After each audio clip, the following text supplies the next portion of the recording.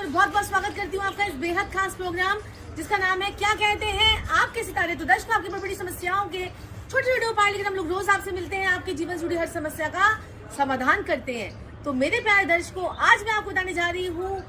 हंस महापुरुष योग के बारे में, हंस योग के बारे में। जी हाँ, हंस योग जो है हमारी जो ये सीरीज चल रही है जिसमें आपको मैं योगों के बारे में बता रही हूँ, उसमें से एक पंच महापुरुष योगों में से एक होता है हंस योग। आपने सुना होगा बृहस्पति से होता है हंस योग, और बृहस्पति देव जब अपनी सब राशि में धनु राशि या फिर मीन राशि में बैठ जाएं और वो बैठकर जो है वो उचके हो जाएं, यानी कि अगर वो उचके कहाँ पर होते हैं बृहस्पति देव, कर्क राशि में बृहस्पति देव जो है वो उचके हो जाते हैं और मकर राशि में बृहस्पति देव जो है वो नीच के हो जाते हैं। तो ऐसे में बृहस्पति देव जो है वो उचके होकर आपके भाव नंबर 1 में, 4 में, 7 में, 10 में बैठ जाए, यानी कि 4 नंबर का बृहस्पति आपके पहले घर, चौथे घर, 7वें घर और 10वें भाव में बैठा हुआ है और वो उचका हो गया है, तो समझ लीजिए आपकी कुंडली में भी है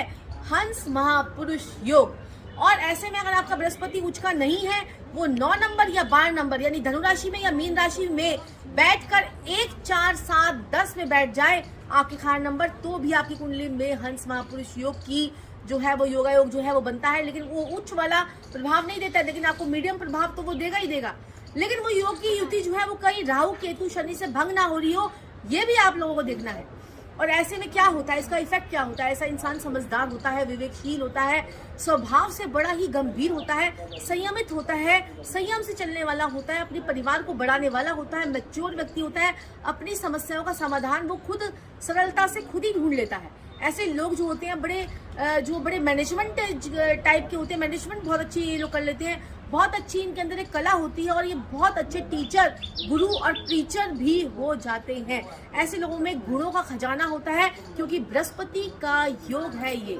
बृहस्पति का योग है, गुणों के खजाना इनमें भरा होता है। ऐसे लोगों की किस्मत जो है बड़ी धनी होती है, किस्मत के बड़े धनी भी होते हैं। लेकिन अगर ये लोग कहीं से मोटे हो जाए तो वो योग जो है इनका भंग हो जाता है। मोटे होने पर बृहस्पति अपने उतने अच्छे फल नहीं दे पाता है, इसलिए कहते हैं कि जब केंद्र में बृहस्पति बैठ जाए तो ऐसे व्यक्ति को जो है वो मोटा नहीं होना चाहिए। और इस योगों के लिए